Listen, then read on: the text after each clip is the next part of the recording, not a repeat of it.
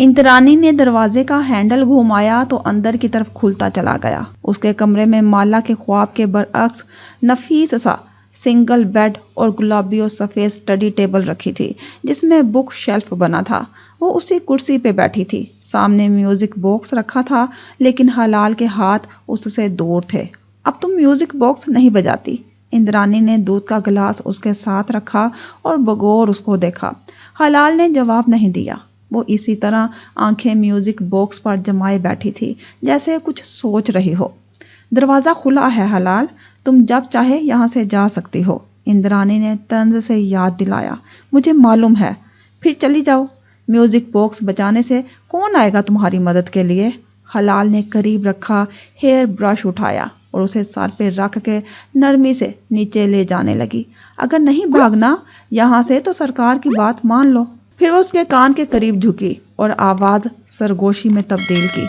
تم سمجھتی ہو تم بہت اچھی ہو، اس لیے تم سرکار کی بات نہیں مانتی، لیکن میں تمہیں بتاؤں تمہارے اندر بہت سا شر چھپا ہے حلال، اس لیے تم یہاں سے نہیں بھاگتی کیونکہ دور اندر تم سرکار کے ساتھ رہنا چاہتی ہو۔ میں انتظار کر رہی ہوں اندرانی، وہ گھنگریالے بالوں کو آہستگی سے برش کرتے ہوئے بولی۔ اندرانی چونک کے پیچھے ہوئی، آبرو مشکوک انداز میں اکٹھے کیے۔ کس کا؟ میں انتظار کر رہی ہوں۔ وہ بائیں جانب کے بالوں میں برش پھیر رہی تھی۔ اس کا چہرہ ہمیشہ کی طرح بے تاثر تھا۔ اپنے بھائی کا؟ اندرانی حیرت سے اسے دیکھے گئی۔ یہ اس کے لیے ایک نئی بات تھی۔ حلال نے برش رکھا اور ہاتھ آگے بڑھا کے کپ میں کھڑی رنگین پینسلز نکالی، پھر نوٹ بک سامنے اور صفحہ پلٹایا۔ اب ایک کورا صفحہ سامنے تھا۔ اس کی انگلیاں تیزی سے اس صفحے پر رنگ بھرنے لگی۔ اندرانی نے غور سے اس صفحے کو دیکھا۔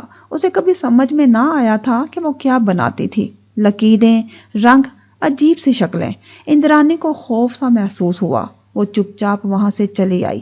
دودھ کا گلاس ویسے ہی پڑا رہا۔ وہ بظاہر ایک عام سا گرم دن تھا، لیکن اس دن کا اختتام اس کی سوچ سے برعکس ہونے والا تھا۔ وہ جبلے عمر میں بنی کافی شاپ کی قطار میں کھڑی تھی۔ سامنے سے بند سفید عبایا پہنے، میک اپ سے خالی چہرے کے گرد اسکارف لپیٹے، ماتھے پہ سن گلاسز ٹکائے وہ کارڈ سوائپ کر رہی تھی۔ باریستا نے ٹھنڈی کافی کا بڑا سا کپ اسے تھمایا۔ اس نے کارڈ واپس رکھا اور سٹرا ہونٹوں سے لگائے گھونٹ بھرتے باہر نکلی۔ وہ بقایا بیلنس دیکھنا ہی نہیں چاہتی تھی۔ وہ عدد مزید گھٹتا جا رہا تھا۔ جب ختم ہوگا تب کی تب دیکھی جائے گی۔ باہر دن روشن تھا۔ یہاں سے سیڑھیاں نیچے جاتی تھی اور ان کے دہانے سے حرم کی حدود شروع ہوتی تھی۔ وہ سیڑھیوں پہ کھڑی چند لمحے ان اونچے دیو ہیکل دروازوں کو دیکھے گئی جو انسانوں اور اللہ کے گھر کے راستے میں بنے تھے۔ ماں آج سے کئی برس پہلے حرم گئی تھی۔ حج انہوں نے ابا کی زندگی میں کر لیا تھا، پھر کئی برس پہلے اپنی بہن اور بھائی کے ساتھ عمرہ کیا۔ ان تینوں بہن بھائی میں سے کوئی ان کے ساتھ نہ تھا۔ ماں جب واپس آئی تو دن رات حرم کے قصے سناتی تھی۔ حرم شریف ایسا ہے، کعبہ ایسا ہے، یوں اس کے گیٹ ہوتے ہیں، یوں ہم کنگ فہد گیٹ سے داخل ہوتے تھے، لیکن اسے کبھی سمجھ میں نہ آیا کہ ان باتوں کا کیا مطلب ہے۔ کعبہ کے گیٹ کیسے اور کہاں ہوتے ہیں؟ ٹی وی میں جس کعبہ کو اس نے دیکھ رکھا تھا وہ ایک سفید صحن میں بنا بلیک باکس سا تھا جس کے گرد لوگ گھوم کے طواف کر رہے ہوتے تھے۔ گیٹ والی بات اسے کبھی سمجھ میں نہ آئی، حتیٰ کہ جب اس نے خود زندگی کا پہلا عمرہ کیا 4 سال قبل ماں اور معید کے ساتھ۔ وہ اس کا ماں کے ساتھ پہلا اور آخری عمرہ تھا۔ ان دونوں ماہی کا تازہ مس کیریج ہوا تھا اور ماہی اس کا قصوروار دوحہ کے ایئرپورٹ کو ٹھہراتی تھی جس میں اس کا سرخ وائلٹ کھو گیا تھا اور اس نے اسی مہربان اجنبی سے مدد لی تھی۔ ماہی کا کہنا تھا کہ یہ سٹریس کی وجہ سے ہوا۔ اس کے کچھ دن بعد وہ لوگ عمرے پہ آئے تھے۔ ماہی کینیڈا میں تھی اور ماں ان دونوں کے لیے بہت پریشان رہتی تھی۔ اس عمرے میں اسے پہلی دفعہ کعبہ کا نقشہ سمجھ میں آیا، ایسا کہ پھر بھولا ہی نہیں۔ شادی کے بعد زیاد کے ساتھ جدہ آنے سے اب تک زیاد عمرہ کرنے پہ راضی نہ ہوا تھا۔ وہ جتنا کہتا کہ اس کا بہت دل ہے کہ وہ دونوں ایک ساتھ عمرہ کریں، وہ وقت نہیں نکالتا تھا۔ استنبول جانے سے پہلے اس نے بہت چاہا کہ وہ اور رامین ہی عمرہ کر آئیں، لیکن پلان ہی نہ بن سکا۔ البتہ اب زیاد اس کی کسی مجبوری کا حصہ نہ تھا اور اسے اپنی ماں کا عمرہ بھی کرنا تھا۔ یہ وہ تحفے تھے جو وہ ان کو بھیج سکتی تھی۔ اس صبح وہ فجر کے بعد حرم آئی تھی۔ حرم شریف ویسا ہی تھا جیسا چند برس پہلے تھا۔ شاید کچھ بدلا تھا، شاید نہیں۔ گزشتہ دفعہ وہ بہت مصروف تھی۔ اوشن کو ریموٹلی مانیٹر کرنا ساتھ ساتھ جاری تھا۔ اس دفعہ اس کے پاس وقت ہی وقت تھا۔ عمرہ کرنا اتنا طویل اور مشکل عمل نہیں ہے جتنا سمجھا جاتا ہے۔ طواف آسان تھا، صحیح قدرے پر مشقت، البتہ 10,000 قدم سے کم میں ایک عمرہ آرام سے ہو جاتا ہے۔ اس نے اپنے لیے کوئی دعا نہیں مانگی تھی، صرف ماں کے لیے مانگا، جو بھی مانگا۔ پھر فارغ ہو کے باہر آ گئی، جبل عمر سے کافی لی اور اب وہ ان سیڑھیوں کے دہانے پہ کھڑی حرم کے عالی شان ابواب کو دیکھ رہی تھی۔ کیا وہ واپس جدہ چلی جائے یا اپنے لیے حرم میں جا کے دعا مانگے؟ وہ کچھ دیر وہیں کھڑی رہی، پھر کافی کا ٹھنڈا کپ لیے سیڑھیاں اترنے لگی۔ تبھی کوئی پیچھے سے تیزی سے آتا اس کے قریب سے گزرا، ایسے کہ اس کے کندھے کو ہلکی سی ٹکر لگی۔ مالا نے چونک کے دیکھا، وہ ایک سبز یونیفارم میں ملبوس خاک روپ تھا۔ ٹکرا کے وہ رکا نہیں، تیزی سے سیڑھیاں اترتا گیا۔ وہ اس کا چہرہ نہیں دیکھ سکتی تھی، اس نے سر پہ کیپ پہن رکھی تھی، لیکن اس کے آبرو ناخوشی سے بھینچ گئے۔ کوہنی سہلا کے سر جھٹکا۔ یہ حرم شریف کی حدود تھی، یہاں انسانوں سے لے کر چیونٹیوں تک کو امان حاصل تھی۔ یہاں کسی کا دل نہیں دکھایا جاتا، یہاں کسی کو ٹوکا نہیں جاتا۔ وہ نظر انداز کر کے زینے اترنے لگی۔ حرم کی حدود میں سبز، نیلے، میرون یونیفارمز میں مختلف ورکرز کام کر رہے ہوتے تھے۔ سب سے نچلے طبقے کی نوکری بنگالی اور پاکستانی کرتے تھے۔ اعلیٰ عہدوں پہ صرف عرب فائز ہوتے تھے۔ وہ کنگ فہد گیٹ کی طرف جا رہی تھی کہ اسے اپنے لیے ایک دعا مانگنی تھی۔ تب ہی راستے میں ایک جوڑے نے اسے روکا۔ آپ پاکستانی ہیں؟ ایک پریشان شکل بنائے عورت اور 7 مرد۔ مالا نے گہری سانس لے کر انہیں دیکھا۔ جی، اور یقیناً آپ کا والیٹ کھو گیا ہے جس میں آپ کے سارے پیسے اور پاسپورٹ تھے۔ اس نے ماتھے پہ ہاتھ کا چھجا بنا کے آنکھیں چھوٹی کر کے انہیں دیکھا۔ جی ہمیں حرم میں ایک لاسٹ اینڈ فاؤنڈ کا سیکشن ہے جہاں کھوئی ہوئی چیزیں مل جاتی ہیں۔ آپ جا کر کسی شرطی پولیس مین سے بات کریں، نہیں تو میں کسی کو بلاؤں؟ وہ کہہ کے آگے بڑھ گئی، جانتی تھی ان پہ اثر نہیں ہوگا۔ یہ اس کو آج صبح سے ملنے والا تیسرا جوڑا تھا۔ حرم کی حدود میں پاکستانی سکیمرز بھرے پڑے تھے جو کعبہ کے اتنے قریب ہو کے بھی دیگر پاکستانیوں کو لوٹنے سے باز نہیں آتے تھے۔ بہت سے لوگ ان کو پیسے دے دیتے، بہت سے ان کو جھاڑ پلاتے۔ ان کا ایک ہی حال تھا، ان کو شرطوں کے حوالے کرنا۔ شرطوں کو دیکھتے ہی وہ بھاگ جاتے۔ وہ اب باب الملک فہد 79 کے سامنے کھڑی تھی، مسکرا کے چہرہ اٹھا کے اس عالی شان سے گیٹ کو دیکھا۔ بے اختیار ماں یاد آئی تھی۔ خانہ کعبہ ایسا نہیں ہے کہ سڑک سے نظر آ جائے، اس تک جانے کے لیے ایک اونچی 4 دیواری بنی ہے۔ اس 4 دیواری میں چند دروازے ہیں جن سے گزر کے خانہ کعبہ تک پہنچا جاتا ہے۔ ان دروازوں کے اوپر اونچے مینار بنے ہیں۔ اس گیٹ میں 3 دروازے تھے، انہیں عبور کرو تو چھت سے ڈھکا مسجد کا ہال شروع ہو جاتا تھا۔ اس طویل ہال کے آگے زینے جو نیچے اس سفید صحن تک لے جاتے تھے جو کعبہ کا صحن تھا اور جسے سب پہچانتے ہیں، اس کو مطاف کہتے ہیں، لیکن کعبہ اس صحن تک پہنچنے سے پہلے ہی دکھائی دے دیتا ہے۔ کسی ستون کی اوٹ سے ایک دم سے کعبہ نظر آ جاتا ہے، پورا نہیں، بس کوئی ایک سیاہ کونا جس پہ سنہری دھاگوں کا کام ہوتا ہے۔ وہ ایک پہلی نظر سب سے قیمتی ہوتی ہے۔ اس ایک نظر کی تیاری پہلے سے کی جانی چاہیے۔ اس ایک نظر میں جو مانگا جائے وہ ملتا ہے، چاہے دنیا مانگو، چاہے آخرت، چاہے دونوں۔ صبح جب وہ اندر داخل ہوئی تھی تو اس نے اپنی ماں کے لیے دعا مانگی تھی، لیکن اسے خود کیا چاہیے تھا؟ وہ ابھی تک باب الملک فہد کے باہر کھڑی تھی۔ اس اونچے سنہری سفید دروازے کے باہر کھڑے کشمالہ مبین نے دل پہ ہاتھ رکھ کے سوچا، کیا اسے سچ کی پیروی کرنے سے خوف آتا تھا؟ کیا اسے آزادی چاہیے تھی؟ ہاں، اسے اس ملک سے آزادی چاہیے تھی اور اسے سچ کی پیروی کرنی تھی۔ وہ ننگے پیر چلتی اندر داخل ہوئی، ہر قدم پہ دل دھڑک رہا تھا۔ کبھی کہیں کسی کونے سے کعبے کی جھلک نظر آ جائے گی، بس وہ لمحہ ضائع نہیں کرنا، کیونکہ اکثر لوگ وہ لمحہ ضائع کر دیتے ہیں کیونکہ وہ ابھی تک ٹی وی پہ کعبہ کو دیکھتے آئے ہوتے ہیں۔ انہوں نے حقیقت میں اسے نہیں دیکھا ہوتا اور وہ سمجھتے ہیں کہ وہ ایک چوکور سیاہ عمارت ہے۔ ہاں ٹھیک ہے، بہت خوبصورت ہے، لیکن ایک عمارت ہی ہے، اور سارا مسئلہ یہی ہے کہ وہ کیمرے کی آنکھ سے اس عمارت کو دیکھ رہے ہوتے ہیں۔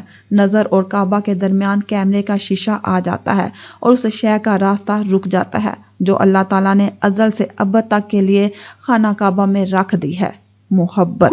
اور یوں بہت سے لوگ جو کعبہ کے سامنے پہنچتے ہیں، جب وہ پہلی نظر اٹھا کے اسے دیکھتے ہیں تو وہ مبہوت رہ جاتے ہیں، حالانکہ بچپن سے وہ ٹی وی اور انٹرنیٹ پہ کعبہ کو دیکھتے آئے ہیں، لیکن جب اسے حقیقت میں دیکھتے ہیں تو معلوم ہوتا ہے کہ یہ وہ نہیں ہے جسے وہ دیکھتے آئے تھے، وہ تو کچھ اور ہے، خوبصورت، ایک بہت عالیشان اور خوبصورت گھر جس میں اللہ نے ایسی محبت اور کشش رکھی ہے کہ اس سے نگاہ نہیں ہٹتی، اور لوگ دم سادے وہیں کھڑے رہ جاتے ہیں، بالکل دم بخود، کیونکہ وہ کعبہ آئے تھے دعائیں قبول کروانے، بخشش کروانے، عمرے اور حج کے نفل اور فرض پورے کرنے۔ وہ محبت کے لیے تیار نہیں ہوتے، وہ اس خوبصورتی کے لیے تیار نہیں ہوتے جو اس گھر کو چاروں طرف سے لپیٹے ہوئے ہے۔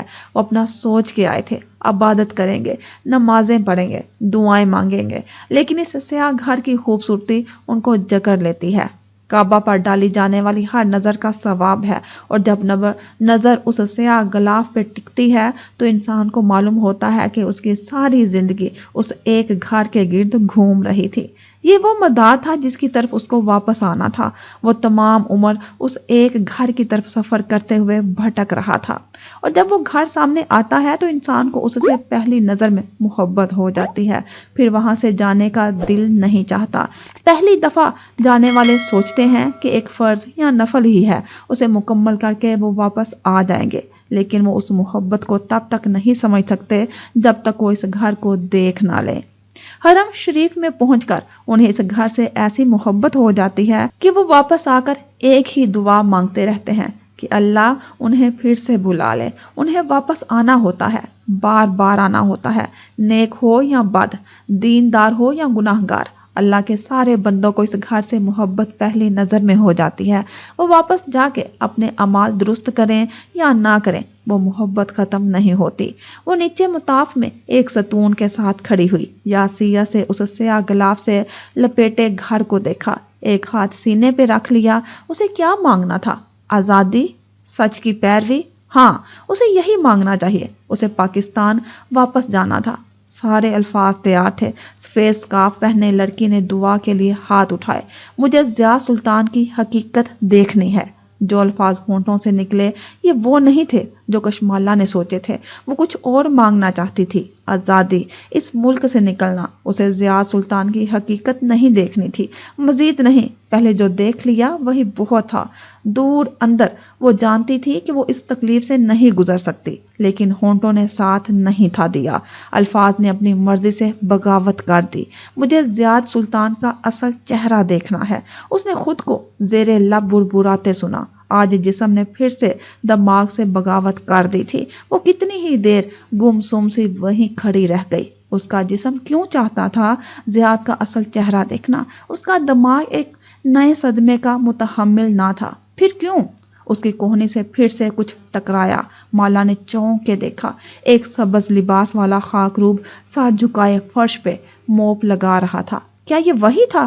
اس کے آبرو ناگواری سے تن گئے، سر جھٹکا اور واپس اپنی توجہ اس سیاہ گھر کی طرف مبذول کر دی۔ وہ سیاہ گھر اپنے پورے جلال کے ساتھ صدیوں سے وہیں کھڑا تھا۔ اب ہمیشہ کعبہ کے سامنے کھڑے ہو کے دعا نہیں مانگتے تھے، کبھی کبھی آپ اسے بس دیکھتے جاتے تھے۔ وہ اتنا خوبصورت، اتنا شان و شوکت والا ہے کہ آپ کا دل چاہتا ہے کہ ساری دنیا تھم جائے اور آپ وہیں کسی ستون سے سر ٹکائے اس ایک گھر کو دیکھتے جائیں۔ یہ وہ گھر تھا جہاں پہنچ کے سارے غم ختم ہو جاتے تھے، ساری پریشانیاں بے معنی ہو جاتی تھی۔ اس گھر میں ہر ایک کو پناہ ملتی تھی۔ سب کفن جیسا لباس پہن کے سر جھکائے یہاں آتے تھے، کیا امیر اور کیا غریب، کیا نیک اور کیا گناہ گار۔ اس نے پھر سے دعا کے لیے ہاتھ اٹھائے۔ اسے اب اپنے بہن بھائی کے لیے دعا مانگنی تھی۔ تبھی کچھ پھر سے ٹکرایا۔ وہ تیورا کے گھومی، وہی سبز لباس والا خاک روب اس کے ساتھ سے گزر کے تیزی سے آگے بڑھ گیا تھا۔ اس نے ضبط کا گھونٹ بھرا۔ وہ ان پاکستانیوں میں سے نہ تھی جو حرم شریف پہنچ کے پولیس والوں اور سٹاف سے لڑنا شروع کر دیتے ہیں۔ یہ صبر اور امن کی جگہ تھی۔ وہ اس کو ٹوکنا نہیں چاہتی تھی، لیکن یہ تیسری دفعہ تھا۔ وہ خفگی سے کچھ کہنے لگی، پھر رک گئی۔ اس کی نظریں اس کے موپ پکڑے ہاتھوں پہ ٹھہر گئی۔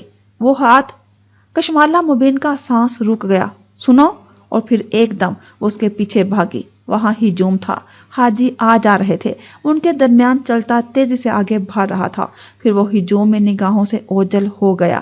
وہ بھاگتے قدموں سے اس کے پیچھے لپکی، کسی سے ٹکرائی، کسی سے معذرت کی، یہاں تک کہ وہ آب زمزم کے کولرز کے پاس نظر آیا۔ وہ سر جھکائے جھک کے کپ میں آب زمزم ڈال رہا تھا۔ وہ بنا پلک جھپکے کسی ٹرانس میں چلتی ہوئی اس تک آئی۔ اس کی نظریں اس خاک روپ کے بوڑھے ہاتھوں پہ جمی تھی جس سے وہ گلاس اٹھائے ہوئے تھا۔ وہ ابھی تک اس کا چہرہ نہیں دیکھ پائی تھی، لیکن وہ ان ہاتھوں کو پہچانتی تھی۔ وہ ان میں پہنی سبز نگینے والی انگوٹھی کو پہچانتی تھی۔ آصف، خشک حلق سے اس نے آواز دی۔ برے جن نے چہرہ اس کی طرف موڑا تو اس کے جھڑیوں زدہ چہرے پہ مسکراہٹ تھی۔ کیف کی عمارت میں اس صبح سوگوار سی خاموشی چھائی تھی، حتیٰ کہ شبنم کی توانائی بھی آج کم تھی۔ وہ گاہے بگاہے فکر مندی سے ماہر کے آفس کے بند دروازے کو دیکھتی تھی، پھر آس پاس کام کرتے ورکرز کو۔ ماہر گرفتاری کے بعد پہلی دفعہ آفس آیا تھا اور تب سے ماحول ایسا ہی تھا، عجیب غیر یقینی عدم تحفظ کی فضا قائم تھی۔ تم گرفتار کیسے ہو سکتے تھے ماہر؟ آفس کے اندر زارا دیوار سے لگے کاؤچ پہ بیٹھی تھی۔ چہرے پہ بے بسی بھرا غصہ بھی تھا اور ناگواری بھی۔ لمبے بال شانوں پہ سیٹ تھے اور آنکھوں میں شدید خفگی تھی۔ ماہر اپنی مرضی سے گرفتار نہیں ہوا، بیئر بول بیزار سا ہوا۔ وہ کاؤچ کے دوسرے سرے پہ بیٹھا تھا اور خاموش سا، ماہر ان کے سامنے اپنی پاور چیئر پہ۔ آج اس کا کمپیوٹر، ٹیبلٹ سب آف تھا، ساری سکرینز بجھی تھی۔ کوٹ اور ٹائی پہنے وہ بظاہر ایک نئے دن کے لیے تیار تھا، لیکن وہ کام نہیں کر سکا تھا۔ ہم نے ابھی نیا پروجیکٹ شروع کیا ہے، ہمارے انویسٹرز ایک ہفتے میں بھاگ جائیں گے، اوپر سے کسی نے مجھے بتایا ہی نہیں۔ میں ویکینڈ پہ دوست کی شادی کے لیے انقرہ تک گئی تھی۔ کال تو کر سکتے تھے تم لوگ۔ سوری، ہم بھول گئے تھے کہ تم ایک وکیل بھی ہو۔ بیئر بول سے رہا نہ گیا۔ زارا نے بگڑ کے اسے دیکھا۔ وکیل نہیں ہوں، لیکن کم از کم ماہر کے ساتھ تو ہوتی۔ اور کیا کر لیتی تم؟ زارا، وہ بالآخر نرمی سے کھنکارا۔ دونوں بے اختیار اس کو دیکھنے لگے۔ تم اس وقت میری اتنی مدد کر سکتی ہو کہ کیف کو سنبھالے رکھو اور انویسٹرز سے رابطے میں رہو۔ یہ ایک جھوٹا کیس ہے جو جلد اپنی موت مر جائے گا۔ زارا نے زخمی نظروں سے اسے دیکھا اور اٹھ کھڑی ہوئی۔ نہیں ماہر، تم ایک دفعہ پھر قید میں چلے جاؤ گے، میں ایک دفعہ پھر اس اذیت سے نہیں گزروں گی۔ وہ جیسے فیصلہ کر کے اٹھ کھڑی ہوئی۔ بیئر بول نے چونک کے اسے دیکھا۔ تم؟ مجھے گزشتہ ہفتے بابا کے ساتھ لندن واپس جانا تھا۔ میں نے آخری لمحے اپنا پلان بدل دیا۔ میں تمہارے ساتھ اس پروجیکٹ کو آخر تک پہنچانا چاہتی تھی، لیکن میں غلط تھی۔ وہ آنکھوں میں کرچیاں لیے اسے دیکھ رہی تھی۔ تم ہر دفعہ یہی کرو گے، تم خود کو کسی قید میں ڈال دو گے اور مجھ سے یہ توقع کرو گے کہ میں باہر رہ کے تمہاری کاروباری پوزیشن کو برقرار رکھوں۔ نہیں ماہر، اس نے نفی میں سر ہلایا، میں پھر سے اس اذیت سے نہیں گزر سکتی۔ تم اس حالت میں کیف کو چھوڑ کے جا رہی ہو جب اسے تمہاری واقعی ضرورت ہے۔ بیئر بول کی آنکھیں حیرت سے پوری کھل گئی تھی۔ بابا درست کہتے ہیں، یہ سب بے معنی ہے۔ میں پھر سے وہی ٹراما نہیں۔ اس نے جھرجھری لے کر سر جھٹکا اور تیز قدموں سے چلتی باہر نکل گئی۔ اپنے آفس میں آتے ہی اس نے موبائل سکرین کو انگوٹھے سے زور سے دباتے ہوئے ایک کال ملائی۔ سوری بابا، وہ بھیگی آنکھوں سے کہہ رہی تھی، میں یہ مزید نہیں کر سکتی، میں واپس آ جاؤں گی۔ میں ماہر کے ساتھ کئی برس کام کرنے کے لیے تیار ہوں، لیکن میں ایک دفعہ پھر وہ سب ہوتے ہوئے نہیں دیکھ سکتی۔ اس کی آنکھوں سے آنسو پھسل رہے تھے، اسے سب یاد تھا۔ گڈ، مالک فرید نے ایک لفظ کہہ کے فون رکھ دیا۔ تم اسے روکو گے نہیں؟ اس وقت تمہیں اس کی ضرورت ہے ماہر۔ اندر آفس میں بیئر بول پریشانی سے اس کی طرف گھوما۔ وہ اپنی سیٹ پہ ٹیک لگائے خاموش چہرہ لیے بیٹھا تھا۔ اس بات پہ ہلکے سے شانے اچکائے، میں کسی کے پیچھے نہیں جاتا۔ اس وقت تمہیں زارا جو مجھ سے تعلق نہیں رکھنا چاہتا، میں اس کے پیچھے بھاگ کے خود کو اپنی نظروں میں بے توقیر نہیں کر سکتا۔ ایسے تو ایسے ہی صحیح، کچھ حوصلہ شکن سا تھا اس کے انداز میں، کچھ زخمی سا۔ بیئر بول نے تھوک نکلا۔ شاید مالا تم سے کچھ عرصہ دور رہنا چاہتی ہو تاکہ تم کسی مصیبت میں نہ پڑو۔ گلٹ کا کانٹا سینے میں چبھنے لگا۔ وہ اسے دوبارہ کسی قید میں نہیں دیکھنا چاہتا تھا۔ زارا کی طرح اسے سب یاد تھا۔ ایسے تو ایسے ہی صحیح۔ وہ کھڑکی کی طرف دیکھنے لگا۔ ماہر؟ اس کے سینے میں پیوست ہوتے کانٹے کی جڑیں مضبوط تھی۔ اس نے الفاظ جوڑنے چاہے۔ میں تمہیں کچھ بتانا۔ دروازہ ہلکی سی دستک سے کھلا اور سوزی کے مسکراتے چہرے نے اندر جھانکا۔ صبح بخیر۔ وہ بیگ اور فائلز لیے اندر داخل ہوئی۔ بیئر بول فرید کا حلق تک کڑوا ہو گیا۔ آ گیا مالٹے کا وٹامن۔ اس کی بربراہٹ اتنی اونچی تھی کہ کمرے میں رکھے ہر مرجھائے ہوئے پودے تک نے سن لی۔ سوزین پہ اثر نہیں ہوا۔ کندھوں تک آتے بالوں پہ ہیئر بینڈ لگائے، چھوٹے سیاہ کوٹ اور ہائی ویسٹ پینٹ والا سوٹ پہنے وہ مسکراتی ہوئی آگے آئی اور بیئر بول کو مخاطب کیا۔ مجھے اپنے کلائنٹ سے بات کرنی ہے، جتاتے ہوئے انداز میں کھلے دروازے کی طرف اشارہ کیا۔ شور؟ بیئر بول تابع داری سے اٹھا، دروازے تک گیا، اسے بند کیا اور واپس اپنی جگہ پہ آ کے بیٹھا۔ کریں بات؟ ٹانگ پہ ٹانگ جما کے اطمینان سے سوزی کو دیکھا۔ اس کی پیشانی پہ بل پڑ گئے۔ شکایتی نظروں سے ماہر کو دیکھا جو ابھی تک کھڑکی میں رکھے پودوں کو دیکھ رہا تھا، پھر واپس اسے۔ وکیل اور کلائنٹ کی کانفیڈینٹیلٹی، رازداری بھی کوئی چیز ہوتی ہے بیئر بول بے، اور وہ چیز مالک بے کو رپورٹس دیتے ہوئے قبر میں چلی جاتی ہے۔ ڈھٹائی سے مسکرایا۔ ماہر بے؟ سوزی نے شوقی لہجے میں اسے پکارا۔ ماہر نے باری باری دونوں کو دیکھا، پھر اسی لاتعلقی سے شانے اچکا دیے۔ ہم اپنی فیملی خود چوز نہیں کرتے۔ سوزی بیٹھو اور پوچھو کیا پوچھنا ہے۔ وہ کف کے بٹن کھولتے ہوئے آستین پیچھے موڑنے لگا۔ سوزی نے ایک کینہ توڑ نظر بیئر بول پہ ڈالی جو اسی ڈھٹائی سے وہاں جمع تھا، پھر ماہر کے سامنے والی کرسی کھینچی اور فائلز میز پہ رکھی۔ پروسیکیوٹر آپ کے سائیکیٹرک وارڈ میں ایڈمٹ رہنے کی ہسٹری کو آپ کے خلاف استعمال کرے گی۔ وہ پوچھو جو تم پوچھنا چاہتی ہو۔ وہ ٹیک لگائے سنجیدہ نظر آ رہا تھا۔ کیا آپ واقعی ذہنی مریض تھے؟ آپ کو ابھی شک ہے؟ بیئر بول بربرایا، لیکن دونوں میں سے کوئی اس کی طرف متوجہ نہ تھا۔ نہیں، میں صرف بیمار تھا۔ ایک غلط فہمی کی بنا پہ کچھ عرصہ ایک سائیکیٹرک وارڈ میں داخل رہا، لیکن پھر مجھے ڈاکٹرز نے فٹ قرار دے کر وہاں سے خارج کر دیا تھا۔ ڈاکٹرز بھی ترکی کے ججوں کی طرح رشوت لیتے ہوں گے؟ اس کی بربراہٹیں ختم نہیں ہو رہی تھی۔ آپ کو آفس کے لوگ سائیکوپیتھ ود ڈالرز کیوں کہتے ہیں؟ ان میں کس نے مشہور کیا کہ آپ ایک سائیکوپیتھ ہیں؟ میں نے خود، میرے پاس اس کی وجوہات تھی۔ سوزی کا منہ حیرت سے کھل گیا۔ اس سے پہلے کہ وہ کچھ پوچھتی، بیئر بول کی زبان پہ کھجلی ہوئی۔ مالک تمہیں اس کام کے بدلے کیا دے رہا ہے؟ سوزی نے ضبط سے گہری سانس لی اور گردن موڑ کے اسے دیکھا۔ مالک بے ایک مہربان انسان ہے جو… مالک کو مہربان کے سپیلنگ بھی نہیں آتے ہوں گے۔ بیئر بول نے ناک سے مکھی اڑائی، لیکن اس نے بات جاری رکھی۔ جو چاہتے ہیں کہ ماہر جلد از جلد رہا ہو جائے، اور مالک ایسا نہیں چاہتا۔ ماہر نے جس تیزی سے کہا وہ دونوں چونک کے اسے دیکھنے لگے۔ کیا مطلب؟ مالک چاہتا ہے کہ ابھی میں کچھ عرصہ اس کیس میں پھنسا رہوں تاکہ میری انا کو کچھ اسباق مل سکیں۔ وہ ہلکا سا مسکرایا۔ آپ کیسے؟ وہ اپنی حیرت پہ قابو نہیں رکھ سکی۔ میں مالک کو بہت اچھے سے جانتا ہوں۔ وہ زخمی سا مسکرایا۔ نہیں، آئی ایم شیور وہ ایسا نہیں چاہتے ہوں گے۔ آپ کو ان پہ بھروسہ کرنا چاہیے۔ وہ بد وقت مسکرائی۔ میں مالک پہ بھروسہ نہیں کرتا۔ ایک زمانے میں آپ کرتے تھے۔ آپ نے سائیکیٹرک وارڈ میں داخل ہونے سے قبل اپنا پاور آف اٹارنی مالک فرید کو منتقل کر دیا تھا۔ وہ زمانہ بیتے صدیاں گزر گئی۔ اوقات خانم۔ آفس میں ایک سوگوار سی خاموشی چھا گئی۔ پھر سوزی نے ایک فائل کھولی اور ایک صفحہ سامنے کیا۔ کیا آپ نے واقعی اپنی سیکرٹری سبرینا پہ قاتلانہ حملہ کیا تھا؟ کیا تھا، اس نے سر کو خم دیا۔ بیئر بول کے چہرے پہ سایہ سا گزرا۔ وہ دھیرے سے اٹھا اور کمرے سے باہر نکل گیا۔ کیوں؟ وہ الجھن سے اسے دیکھ رہی تھی۔ ماہر نے جیب سے ایک لائٹر نکالا اور سامنے رکھی موم بتی کا جار قریب کھسکایا۔ سوزین اس کے ہاتھوں کی حرکت دیکھ رہی تھی۔ اس نے جار کا ڈھکن اٹھایا اور لائٹر سلگایا۔ تم نے کبھی اس وقت کے بارے میں سنا ہے جو آگے گزر جاتا ہے، لیکن جس پہ گزرتا ہے اس کی یادداشت میں رقم نہیں ہوتا؟ وہ لائٹر کے شعلے سے موم بتی کے سیاہ دھاگے کو سلگا رہا تھا۔ Missing time.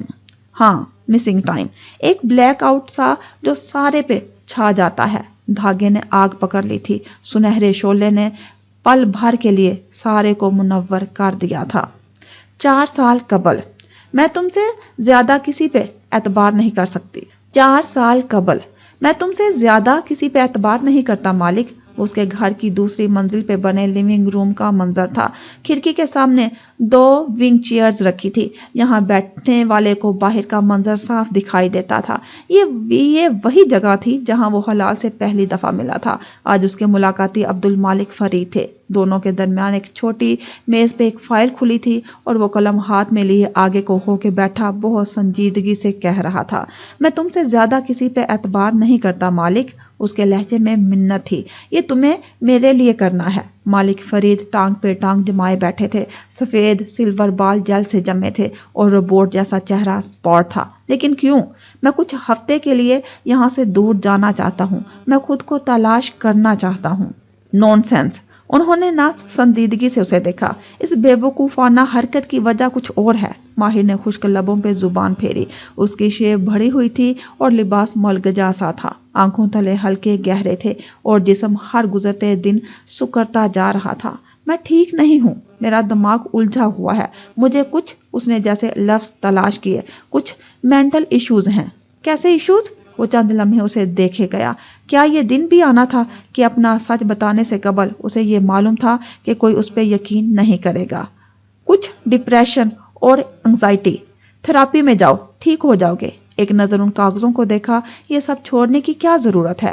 تھراپی ہی شروع کرنے لگا ہوں اور یہ سب چھوڑ نہیں رہا، وقتی طور پہ تمہارے سپرد کر رہا ہوں۔ یہ میری امانت ہے، یہ سب میرے باپ نے تعمیر کیا ہے، صرف تم اس امانت کو سنبھال سکتے ہو مالک۔ تمہیں کبھی میرے باپ کی دولت کا لالچ نہیں تھا، انہوں نے جو مقام تمہیں دیا تم اس سے زیادہ نہیں چاہتے تھے، تم ہمیشہ سے مجھے ہی CEO دیکھنا چاہتے تھے۔ میں واپس آؤں گا، بس کچھ عرصہ تمہیں ایکٹنگ CEO کے طور پہ کام کرنا ہوگا۔ اس نے قلم پھر سے مالک کی طرف بڑھایا۔ مالک فرید نے ناخوشی سے اسے دیکھتے ہوئے قلم تھام لیا۔ میں صرف یہ چاہتا ہوں کہ مالک کچھ عرصہ تم میرا اعتبار کرو، کچھ بھی ہو جائے تم مجھ پہ اعتبار کرنا نہیں چھوڑو گے اور تم کبھی بھی شمس اور میری ماں کے ہاتھوں ایکسپلائٹ نہیں ہوگے۔ وہ انگلی اٹھا کے تنبیہ کر رہا تھا، اس کی آنکھیں گلابی ہو رہی تھی۔ مالک فرید نے اس بات میں سر ہلا دیا۔ اب وہ جھک کے کاغذ پہ سائن کر رہے تھے۔ باہر کھڑکی سے پھیلی رات میں گھروں کی روشن چھتیں اور اکا دکا بتیاں دکھائی دے رہی تھی۔ ساری دنیا جیسے سو گئی تھی۔ ایک تاریکی سی سارے منظر پہ چھانے لگی۔ اس تاریکی کے چھٹتے ہی ایک نئے دن کا منظر طلوع ہوا۔ وہ دیوار گیر کھڑکیوں اور پتھروں سے بنی اونچی چھت والی عمارت کے حال میں بیٹھا تھا۔ آج وہاں رش نہ تھا، نہ لوگ، نہ اینک والا لڑکا سبرینا اور 2 زانوں ہو کے قالین پہ بیٹھے تھے۔ ان کے سامنے شیخ بھی انہی کے انداز میں براجمان تھے۔ ان کے ہاتھ میں کاغذات کا ایک ہینڈ آؤٹ تھا جو وہ اس کی طرف بڑھائے ہوئے تھے۔ ماہر نے پہلے الجھن سے سبرینا کو دیکھا۔ اونچی پونی بنائے سیاہ آنکھوں والی لڑکی نے سر کو اس بات میں خم دیا۔ یہ کیا ہے؟ ماہر نے تامل سے اسے تھام لیا۔ جو میں نے ابھی بتایا ہے، انہوں نے دہرایا۔ یہ رقیہ شرعیہ ہے، قرآن کی مخصوص آیات کا مجموعہ جس کو جادو اور ایسے مسائل کے لیے پڑھنے کی تاکید اللہ کے رسول نے فرمائی ہے۔ اس نے سر جھکا کے کاغذ دیکھے۔ وہ سورہ فاتحہ سے شروع ہو کے والناس تک جاتے تھے، پھر چہرہ اٹھایا تو وہی الجھن برقرار تھی، اور آخر میں چند مسنون دعائیں ہیں۔ پھر جادو کے مریضوں کے لیے غسل کا مسنون طریقہ ہے جو بیری کے پتوں سے کیا جاتا ہے۔ یہ تمام اعمال آپ کو کرنے ہیں۔ مجھے؟ اس نے کاغذ رکھ دیے۔ ایک دم دل جیسے بیزار ہو گیا تھا۔ آپ کیا توقع کر رہے تھے؟ ماہر نے ایک شکایتی نظر سبرینا پہ ڈالی اور پھر شیخ کو دیکھا جو تحمل سے اسے دیکھ رہے تھے۔ آپ کو میرا علاج کرنا تھا، جیسے اس دن آپ کے کچھ پڑھنے سے سب کے اوپر کچھ ظاہر ہو رہا تھا۔ اس کو حاضری کہتے ہیں۔ جب جن مریض کے اوپر ظاہر ہو جاتا ہے، حاضری ہو جانا علاج نہیں ہوتا، وہ ایک ڈائگنوسس ہے۔ ہم رقیہ پڑھتے ہیں جس سے مریض کا جن ظاہر ہو جاتا ہے۔ کچھ جنات ہماری بات مان کے مریض کو چھوڑ دیتے ہیں، کچھ نہیں چھوڑتے۔ آپ کا جن اتنی آسانی سے نہیں چھوڑے گا، لیکن یہ سب آپ کو کرنا تھا۔ میں اس لیے آپ کے پاس آیا ہوں۔ سب کو چھوڑ کے اس نے بے چینی سے سبرینا کو دیکھا۔ وہ بھی جیسے سمجھ نہیں پا رہی تھی، لیکن شیخ سمجھ گئے تھے۔ ماہر، انہوں نے نرمی سے پکارا۔ جادو اور جنات کے علاج دو طریقے سے ہوتے ہیں، ایک وہ جو میں نے آپ کو بتا دیا ہے، اس میں آپ کو اپنا علاج خود کرنا ہوتا ہے، مسلسل پڑھائی، جتنی قوت ہے اس سے زیادہ پڑھائی، گناہوں سے اجتناب اور متواتر صدقات۔ اور دوسرا، انہوں نے گہری سانس لی، دوسرا وہ منتظر تھا، یہ کہ آپ کسی جادوگر سے رابطہ کریں، اس میں آپ کو کچھ نہیں کرنا پڑے گا سوائے پیسہ خرچ کرنے کے، اپنی محنت نہیں ہوگی، جادوگر آپ کے اوپر عمل کرے گا اور یوں وہ آپ کا جن کسی طرح قابو میں کر لے گا، لیکن اس صورت میں آپ اپنے آپ کو اس جادوگر کے حوالے کر دیں گے۔ دم اور تویز کے نام پہ بہت سے جادوگر یہی کر رہے ہیں، وہ جادو کا علاج ایسے ہی کرتے ہیں۔ آپ جب جادوگر کے پاس جائیں گے تو خود کو اللہ کی پناہ سے نکال دیں گے، کیا آپ ایسا چاہتے ہیں؟ اس نے سر جھکا دیا، پھر بے چینی سے وہ کاغذ اٹھائے۔ یہ سب بہت مشکل ہے، میں یہ کیسے کروں گا؟ اس نے سبرینا کو دیکھا، مجھے ان تسبیحات کی عادت نہیں ہے، کام کرنے والے مرد کے لیے یہ مشکل ہوتا ہے، جادو کا علاج انسان کو خود کرنا ہوتا ہے، میں سارا دن بھی بیٹھ کے یہ رقیہ آپ پہ دم کرتا رہوں تب بھی آپ کو وہ فائدہ نہیں ہوگا جو خود اپنے آپ کرنے سے ہوگا، اور اس سب سے پہلے آپ کو اپنے لیے دعا مانگنی ہوگی۔ جادو کو کوئی بھی شے توڑ سکتی ہے، کوئی دعا، کوئی نیک عمل، اور ایسے اچانک سے توڑتی ہے کہ نہ کرنے والے کو علم ہوتا ہے اور نہ اس کو جس پہ جادو کیا گیا ہو۔ یہ اللہ کا نظام ہے، آپ کے نیک اعمال اکٹھے ہوتے رہتے ہیں اور وہ جادو اور جنات کے راستے میں حائل ہو جاتے ہیں۔ مگر میں چاہتا تھا کہ آپ علاج کریں، اسے یہ سب پسند نہیں آ رہا تھا۔ وہ مسکرائے۔ آپ یقیناً جم جاتے ہوں گے، جم ٹرینر ایکسرسائز سمجھانے میں آپ کی مدد کر سکتا ہے، لیکن کیا وہ آپ کی جگہ ایکسرسائز کرے تو آپ فٹ ہو جائیں گے؟ ڈاکٹر آپ کی جگہ دوا لے لے تو آپ صحت یاب ہو جائیں گے، لیکن سرجری تو ڈاکٹر کو خود کرنی پڑتی ہے۔ ابھی آپ کی سرجری کی نوبت نہیں آئی، وہ شدید حالتوں میں ہوتی ہے جب انسان پہ جن اس قدر حاوی ہو جاتا ہے کہ پھر روحانی معالج کو اس کا علاج کرنا پڑتا ہے۔ اکثر کیسز میں ایسا نہیں ہوتا۔ اگر آپ آج سے یہ اذکار شروع کر دیں گے تو انشاءاللہ سرجری کی نوبت نہیں آئے گی۔ اس نے بے دلی سے کاغذ تھام لیے، پھر ایک شوقی نظر سبرینا پہ ڈالی۔ وہ قدرے پریشان نظر آ رہی تھی۔ اونچی پتھر کی دیواروں کا سرمئی پن دھیرے دھیرے سیاہ میں بدلتا گیا، یہاں تک کہ ہر طرف سیاہی چھا گئی۔ پھر اس میں سے قاسم فرید کا سابقہ آفس نمایاں ہوا، جس میں نیم روشنی سی تھی۔ ماہر عام لباس میں موجود تھا، خاموشی سے وہ ایک باکس میں چند چیزیں ڈال رہا تھا۔ اس کا چہرہ پہلے سے کمزور اور آنکھوں تلے ہلکے گہرے تھے۔ آہٹ کے بعد دروازہ کھلا اور اونچی پونی والی سبرینا اندر داخل ہوئی۔ ماہر، اس نے فکر مندی سے پکارا۔ ماہر نے پلٹ کے اسے دیکھا اور پھر خاموشی سے باکس کی طرف متوجہ ہو گیا۔ سبرینا قدم قدم چلتی قریب آئی، نگاہیں میز پہ رکھی نیلے دانوں والی تسبیح تک گئی جو عرصے سے ان چھوئی رکھی تھی۔ اتنے دن گزر گئے، آپ نے اذکار نہیں پڑھے؟ اگر سب کچھ میں نے ہی کرنا تھا تو تمہارے روحانی معالج کا کیا فائدہ؟ وہ تلخی سے کہتا اب بک شیلف سے چند کتابیں اٹھا رہا تھا۔ آپ کہیں جا رہے ہیں؟ ہاں، ویکیشن پہ، بیئر بول کے پاس، استنبول، لیکن آپ کو اپنا علاج کرنا ہے۔ بے شک وہاں جائیں، لیکن ویکیشن کو ڈسٹریکشن کے طور پہ استعمال نہ کریں، مسئلے سے توجہ نہ ہٹائیں۔ وہ ابھی تک بک شیلف کے سامنے کھڑا تھا، آنکھیں اس میں رکھی کتابوں پہ جمی تھی۔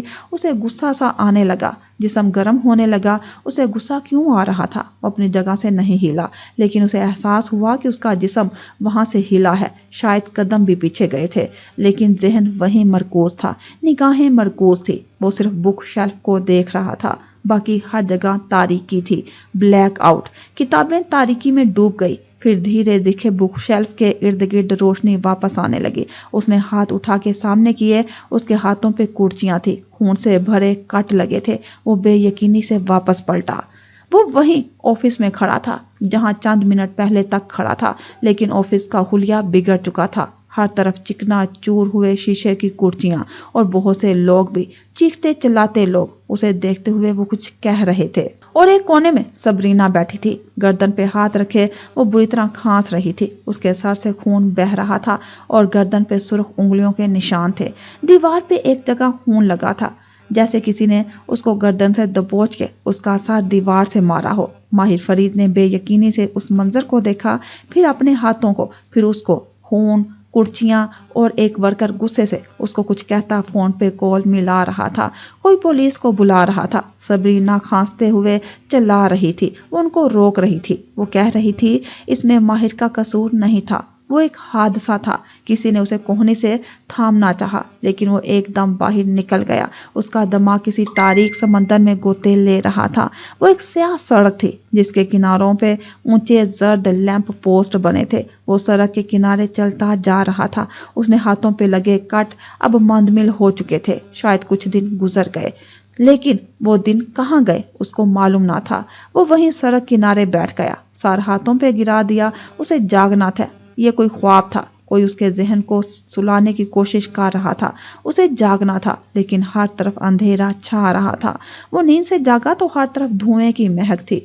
चौंक के हाथों को देखा, कट अब पुराने हो गए थे। इतनी जल्दी कैसे? कितने दिन गुजर गए? फिर उसने चौंक के तरफ में देखा। वो अपने लॉन में बैठा था, हाथ में सगार था और उसका धुआं उड़ता जा रहा था। कोई कुछ कह रहा था। उसने निगाह उठा के देखा, उसकी मोमर हाउस हेल्प सामने खड़ी थी। उसके सर पे बैंडेज लगा था और वो आंखों में आंसू लिए कह रही थी, मैं मजीद आपके घर काम नहीं कर सकती, आपको हेल्प की ज़रूरत है। वो उसके गिरते आंसू देख रहा था। वो क्यों रो रही थी? उसने क्या किया था? हर तरफ फिर से अंधेरा छाने लगा। तेज रोशनियों ने उस अंधेरे को तोड़ दिया। वो ऑफिस की राहदारी की छत में लगी तेज बत्तियां थी। उसके चेहरे पे गुस्सा था। वो कोट का बटन बंद करता तेजी से कदम उठा रहा था। हाथों के कट अब मंदमिल हो चुके थे, ऐसे जैसे वो थे ही नहीं। वो गुस्से में था। वो गुस्से में क्यों था? उसे मालूम ना था। वो यहाँ क्यों आया था? उसने ये लिबास कब पहना? वो तो अपने लॉन में था। वो तो सिगार पी रहा था। उसकी हाउसकीपर कुछ कह रही थी। तब से अब तक कितने दिन बीत चुके थे। उसने खुद को कॉन्फ्रेंस हॉल का दरवाज़ा खोलते देखा। तवील मेज के गिर्द बैठे अफराद एकदम चौंके। तुम यहाँ मधु नहीं हो माहिर? सरबराही कुर्सी पे बैठे मालिक फरीद के चेहरे पे नागवारी धार आई। वो गुस्से में मेज के दहाने तक आया। वो गुस्से में क्यों था? दिमाग को मालूम नहीं था, लेकिन जिस्म को मालूम था।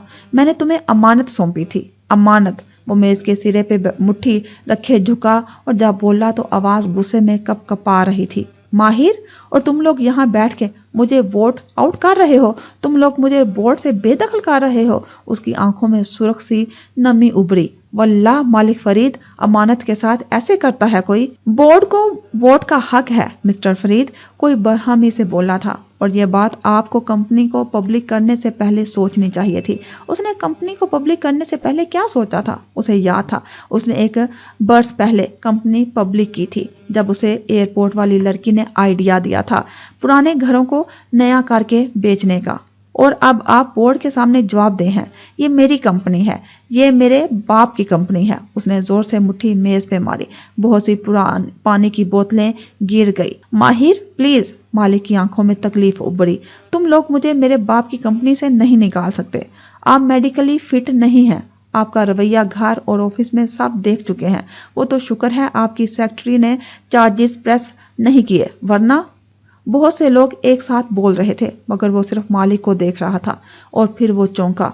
मालिक के दाएं हाथ राबेल बैठी थी, उसकी माँ। वो भी उसी अफसोस से उसे देख रही थी। उसने वापस मालिक को देखा। दिमाग में घंटियां बजने लगी। मैंने तुम्हें मना किया था, तुम इस औरत और इसके शोहर के हाथों इस्तेमाल नहीं होगे। उसकी आंखों में बेयकीनी भरा दुख उभर आया। मालिक खामोशी से उसे देखे गए।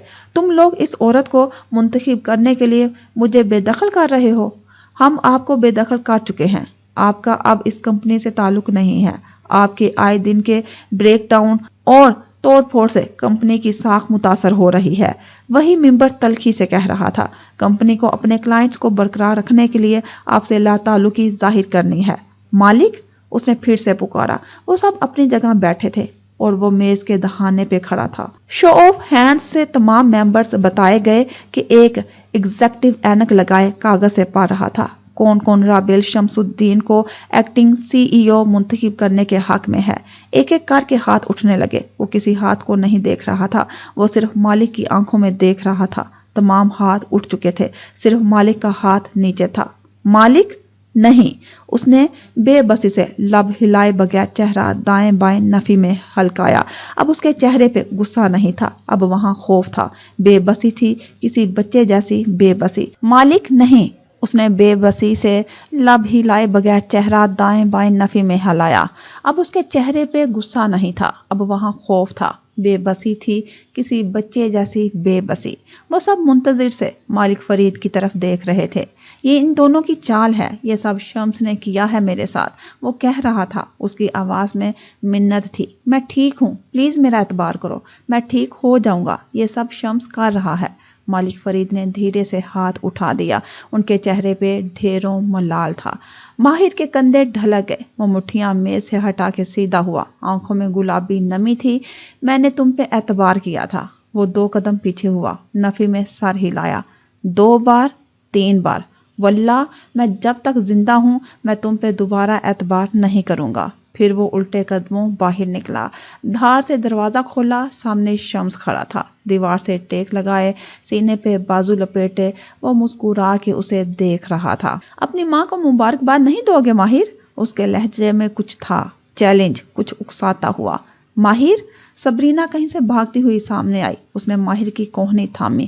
اس کو اگنور کریں، یہ آپ کو اکسا رہا ہے۔ اس نے اپنی کوہنی چھڑائی، چہرہ سرخ ہوا، وہ 1 قدم آگے بڑھا۔ ماہر اس کو جانے دو، یہ جان بوجھ کے کر رہا ہے، وہ چلائی تھی۔ پلیز اپنا غصہ کنٹرول کرو، پلیز۔ اس کی آواز پس منظر میں چلی گئی، اس نے خود کو آگے بڑھتے دیکھا، اس کے ہاتھوں میں لگے کٹ اب وہاں نہیں تھے، ہلکی بھوری لکیریں تھیں۔ اس کے ہاتھ آگے بڑھے، اس نے زور سے شمس کے منہ پر مکہ دے مارا، وہ تیو راہ کے نیچے گرا۔ اس نے مزاحمت نہیں کی، اس کے ناک سے خون نکلنے لگا۔ خون والا چہرہ اٹھا کے اس نے مسکرا کے ماہر کو دیکھا۔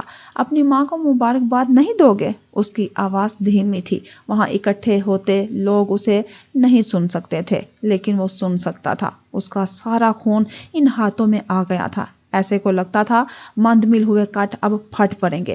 اس نے دونوں ہاتھوں سے شمس کا سر پکڑا اور اسے پوری قوت سے دیوار پہ دے مارا۔ شمس کے سر سے خون کا پھوارا نکلا، لیکن اسے آواز نہیں سنائی دی۔ وہاں اب کوئی آواز نہیں تھی، وہاں اب کوئی منظر نہ تھا، سارا منظر بلیک آؤٹ کی زد میں چلا گیا۔ وہ چھٹا تو دھیرے دھیرے روشنی آنے لگی، کارنر لیمپ کی زرد روشنی لیونگ روم میں پھیلی تھی۔ وہ کاؤچ پہ بیٹھا تھا، اس کے کندھوں کے گرد صوفہ تھرو کسی شال کی طرح لپٹا تھا، اس کے ہاتھ کپ کپا رہے تھے، اسے شدید سردی لگ رہی تھی۔ وہ کہاں تھا؟ اس نے چونک کے اطراف میں دیکھا، وہ لیونگ روم دیکھا تھا، کوئی اس کے ساتھ بیٹھا تو وہ ایک دم بدھ کے ایک طرف ہوا۔ وہ رابیل تھی، ان کے ہاتھ میں کافی کا کپ تھا، انہوں نے وہ اس کے ہاتھوں میں تھمایا۔ ماہر نے کپ تھام لیا۔ مالک اور میں نے جو کیا تمہاری بھلائی کے لیے کیا، یہ کچھ عرصے کے لیے ہے، وہ فکر مندی سے اسے دیکھتی کہہ رہی تھی۔ اسے یاد نہ آیا کہ وہ کیا کہہ رہی ہیں۔ مالک اور انہوں نے کیا کیا؟ شمس تمہاری وجہ سے ہاسپٹل میں پڑا ہے، شکر کرو وہ بچ گیا ہے، وہ چارجز پریس نہیں کرے گا، اسے تمہاری حالت کا اندازہ ہے۔ شمس کون تھا؟ جج کا کہنا ہے کہ تمہیں تندرست ہونے کی ضرورت ہے۔ جج؟ کون سا جج؟ کیا وہ گرفتار ہوا تھا؟ کیا وہ کسی عدالت گیا تھا؟ اسے کیوں یاد نہیں؟ اس نے سر جھٹکا، پھر نگاہ ٹھہر گئی، دیوار پہ کچھ آویزاں تھا، ایک لڑی میں پروئے ہوئے مون فیزز، بدر سے حلال، حلال سے بدر تک کے چاند، سیاہ رنگ کے چاند۔ اس کی نظر ایک چاند سے ہوتی ہوئی آخر تک گئی، پھر وہ چونکا۔ سامنے والے صوفے پہ کوئی بیٹھا تھا، سفید بالوں والا آدمی جو افسوس سے اسے دیکھ رہا تھا۔ یہ کچھ عرصے کے لیے ہے ماہر، وہ آدمی کہہ رہا تھا۔ کیا وہ اس آدمی کو جانتا تھا؟ تمہیں ان کے ساتھ جانا ہوگا۔ وہ چونکا۔ کیا وہاں کوئی اور بھی تھا؟ ماہر فرید نے گردن موڑی، راہداری میں کوئی کھڑا تھا، 3 افراد، ان کے ہاتھ میں کچھ کاغذ تھے، انہوں نے وہ رابیل کی طرف بڑھائے، وہ ان پہ دستخط کر رہی تھی۔ ایک دم بہت سے خوف نے اسے جکڑ لیا، لیکن وہ جگہ سے ہل نہ سکا، نہ وہ بھاگ سکا۔ وہ سامنے کھڑے تھے، بھاگنے کے تمام راستے مسدود ہو چکے تھے۔ ماہر فرید، عدالت کے حکم کے مطابق اور آپ کی ماں کی اجازت سے حکومت آپ کو سائیکیٹرک وارڈ میں منتقل کر رہی ہے۔ گزشتہ 2 ماہ میں آپ نے 5 مختلف شہریوں پہ سائیکوسس کے باعث قاتلانہ حملہ کیا ہے۔ وہ کاغذ سے پڑھ کے روبوٹ کی طرح سنا رہا تھا۔ وہ بدھک کے کھڑا ہوا، بے یقینی اور خوف سے ان اہلکاروں کو دیکھا، ان کے ساتھ ایک سیکیورٹی اہلکار بھی تھا، اس کے ہاتھ میں ہتھ کڑی تھی۔ مالک؟ اس نے بے اختیار مالک کو دیکھا، اس کی آنکھوں میں خوف تھا۔ میں ان کے ساتھ نہیں جاؤں گا، یہ مجھے جیل میں ڈال دیں گے، میں قید نہیں ہوں گا۔ اس کا سارا جسم کانپ رہا تھا۔ اسے سردی لگ رہی تھی، تھرو نیچے گر گیا تھا۔ مالک کچھ کہہ رہا تھا لیکن وہ نفی میں سر ہلا رہا تھا۔ اگر میں گیا، اگر آج تم نے مجھے جانے دیا تو واللہ میں اس گھر میں واپس نہیں آؤں گا، اس نے خود کو کہتے سنا۔ اس کی آنکھوں میں آنسو تھے، بال پسینے سے تر تھے، اسے سردی لگ رہی تھی اور اسے گرمی لگ رہی تھی۔ مالک نے بے بسی سے آنکھیں بند کر لی۔ رابیل کا چہرہ آنسوؤں سے تر تھا۔ مالک، پیچھے سے کسی نے اس کے کندھے پہ زور سے سوئی چپوئی۔ وہ مزاحمت نہیں کر سکا، اس کے ہاتھ پیر ڈھیلے ہو گئے۔ دو لوگوں نے اس کو دائیں بائیں بازوؤں سے تھاما۔ وہ اب سے باہر لے جا رہے تھے لیکن وہ کسی کو نہیں دیکھ رہا تھا۔ اس کی ادھ کھلی آنکھیں چاند کے ادوار پہ جمی تھی، خاکی چاند کے ادوار جو ایک طویل لڑی میں پروئے دیوار پہ چسپاں تھے۔ وہ گمسم سا راہداری میں ان کے ساتھ کھینچا چلا آ رہا تھا۔ جب وہ سامنے آئی، ماہر کے قدم رک گئے۔ حلال سامنے کھڑی گردن اٹھائے اسے دیکھ رہی تھی۔ اس کے گنگریالے بال کندھوں پہ بکھرے تھے۔ وہ گھٹنوں کے بل نیچے بیٹھتا گیا۔ خالی خالی سی نظریں حلال کے چہرے پہ جمی تھی۔ حلال نے ہاتھ اس کے رخسار پہ پھیرا، انگلیوں سے نمی صاف کی۔ وہ دونوں اب برابر تھے۔ وہ بہت کچھ کہنا چاہتا تھا لیکن دوا کا اثر بہت شدید تھا، جسم جیسے مفلوج ہو رہا تھا۔ ماہر بھائی، حلال جیسے پرسکون سی کھڑی تھی۔ جب تک آپ واپس آؤ گے میں یہاں نہیں ہوں گی۔ اس نے اپنی ننھی انگلیوں سے ماہر کے گال پہ لڑکتے قطرے کو اٹھایا۔ تم کب آؤ گے؟ حلال نے نفی میں سر ہلایا۔ کس کا؟ اس کی مفلوج ہوتی آنکھوں میں الجھن ابھری۔ حلال اس کے کان کے قریب جھکی اور سرگوشی میں ایک نام لیا۔ اس کے سمندر میں ڈوبتے ذہن پہ وہ نام ایسے ثبت ہو گیا جیسے کسی نے پتھر پہ نوکیلے خنجر سے لکھ دیا ہو۔ پھر وہ سامنے سے ہٹ گئی۔ وہ اسے آگے لے گئے۔ اس نے ایک نظر پلٹ کے دیکھا۔ دیوار پہ آویزاں چاند کے ادوار ابھی تک دکھائی دے رہے تھے اور حلال بھی۔ وہ اسے ہاتھ ہلا رہی تھی۔ یہ وہ آخری دفعہ تھا جب اس نے حلال کو دیکھا تھا۔